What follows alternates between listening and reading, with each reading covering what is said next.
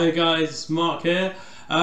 Yes, that was obviously Daughter by Youth. Yes, awesome track, really nice. I think I've seen it on an advert somewhere or something like that. But yeah, it's really catchy and it's got a lovely kind of drone thing all the way through on our open third string, so you can kind of get used to going back and forth between bass and treble strings. So yeah, it's good for kind of finger picking development and all that kind of stuff. Yeah, so the tab for this lesson should be on my website. That is markrandlesome.co.uk. Also, there's a new domain name that's markguitar.co.uk. I think you have to put www. in front of that as well. But yeah, either one's fine. Also, while I'm here, check out my Facebook page. That's Mark Randlesome Guitar Tuition. You'll find loads of other stuff on there. But yeah, check out our website, check out Facebook. Yeah, see you all there. Anyway, on to the lesson.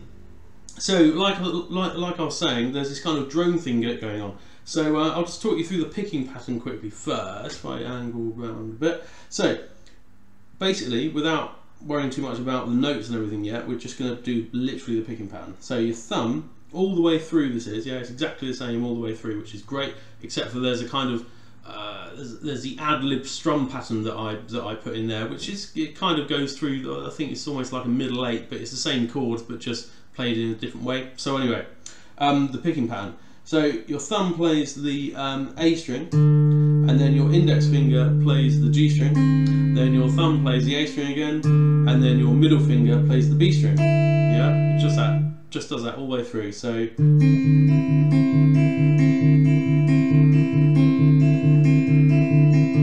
feels a bit odd sometimes because you're going back to the same bass string, because a lot of the time in finger picking you do alternate bass, but you know, it's all good. It's got a kind of strange effect to it. Yeah. Anyway, so that's the right hand sorted out. That's the finger picking. Remember, try and get good posture. Make sure that your arms kind of level-ish, yeah, and that you aren't putting fingers down on the scratch plate area, as opposed to what you would do when you're picking, when you do put your fingers down. Yeah. All right. So that's the right hand sorted out. Any questions on that, then whack some questions down there and I shall try my best to answer them.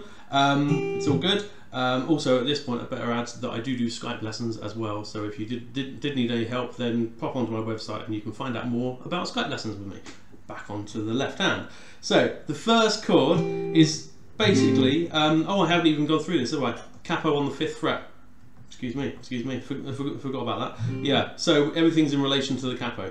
So the first chord was your index finger on the 2nd fret on the A string in relation to the capo, and your ring finger is on the 3rd fret on the B string in relation to the capo. Alright, so you should get these, the A string, the G string and the B string, they should bring out clearly, yeah? Okay, and then you just apply that picking pattern that we did earlier. Alright, now what you want to try and do, you try and accent the G, because it actually comes in, the bass note comes in on and 1 is on the G string, yeah? So it's and 1 and 1. So you try and just emphasize that G if you can. Just pull a little bit harder on the string. It should ring out slightly louder in theory. Yeah, and 1 and 2 and 3 and 4 and 1 and 2 and 3 and 4. Yeah, that's the next chord. But yeah, really get a sense of the rhythm if you just hit that string slightly harder. Anyway, on to the next chord. So that was index finger on the A string, ring finger on the B string. We're going to keep those same 2 fingers on the strings at all times, yeah? Okay, so all we do is we slide that shape across that we had before, 1 fret, so that's index finger across now onto the 4th fret, ring finger across onto the 5th fret, but then we move our ring finger across 1 more fret.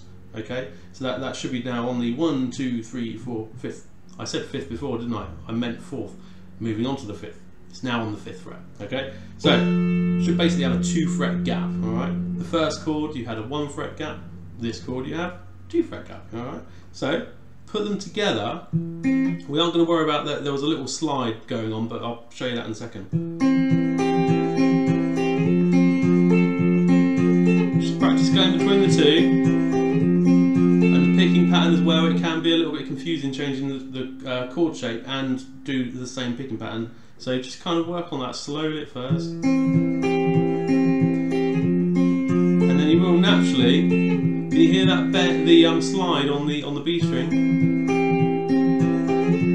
And as you slide across, it will kind of instinctively, if you keep the pressure on, the slide will just happen, and you won't even need to think about it. It just slides up, yeah. All right. So that's the first two chords, okay. Then we move slightly further up the neck. Now it's easier for me to describe this in terms of if you didn't have a capo on. So like the 12th fret with the two dots there, you can probably just about see two dots on my fretboard. Yeah, so the 12th fret there, I'm going to call that the 12th fret, okay? And we're going to go up to the 12th fret now. So from that shape that you just had, the second chord, all right, we're just going to move that entire shape all the way up so that your index finger is on the 12th fret, okay? Now your ring finger should now be on the 14th fret. So we just move the ring finger back so we get this 1 fret gap like what we did on the first chord. So it's a 1 fret gap, a 2 fret gap, and then slide up to the 12th fret and have a 1 fret gap. It just makes it easier just to remember that, yeah? Alright, so 1, 2, 1, alright. Put it together.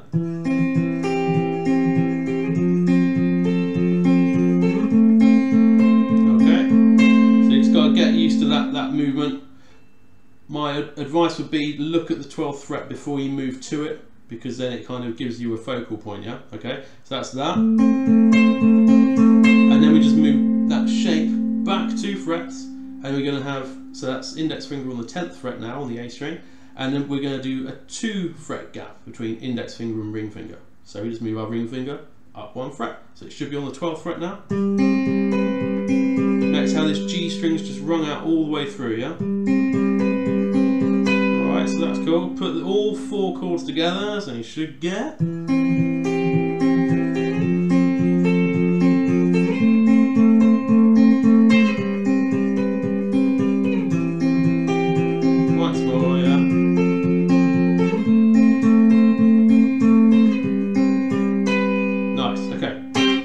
So that is basically the entire song, except for this kind of middle bit, which I've kind of roughly got it from the song. So yeah, it's all roughly right. But yeah, the chords are definitely right. But the strumming pattern and everything, I'm just kind of ad-libbing it. Yeah, so you can go around the campfire and play it liberally. Yeah, something like that. Anyway, the first chord is an E minor 7 chord. You could just play an E minor here if you wanted to. Yeah, just like that. But yeah, so E minor 7 is in relation to the capo now again, because it's easier, and they are index finger and middle finger. Put them together like this and play the A string 2nd fret, D string 2nd fret. You can kind of bunch them together like this, and then you put your ring finger and pinky together, so similar kind of fashion, but you put them on the 3rd fret on the E and B string, alright?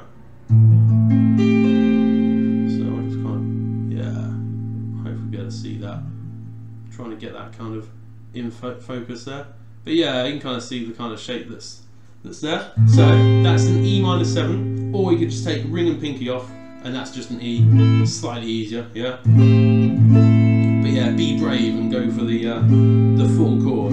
Okay, and then we just change to a C add 9. You could do a C chord here if you already know a C chord. But I'm saying let's try a C add 9. So that's basically from an E minor 7. If you were using your ring and pinky on there, all you do then is you take off your index and middle, take those 2 off, leaving on the ring and pinky, and put your index finger on the D string 2nd fret and your middle finger on the A string 3rd fret. And then you strum from the 5th string down. You should get all 5 strings ringing out clear, and the bottom string is muted out, yeah? Okay, so that's the C add 9 chord, so that's the E minor 7, and then C add 9. And then we move on to a G, which is really easy. We just, from a C add 9, you put your index and middle finger up 1 string, so your index finger is now on the A string, 2nd fret, and your middle finger is on the E string, 3rd fret, okay? Alright. And then we just do a D chord. You all probably know a D chord, but yeah, I'll just go through it quickly anyway. So that's index finger on the 2nd fret G string, middle finger on the 2nd fret on the top E string, and the ring finger on the B string 3rd fret, okay? And you strum from the 4th string down, okay? So, E minor 7. Yeah, I'm just kind of doing a down, down, down, up, down, kind of a general strum pattern, but it seems to work.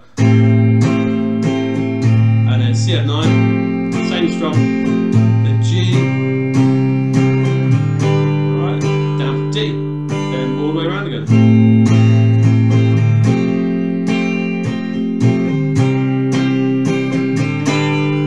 And then back into the that part.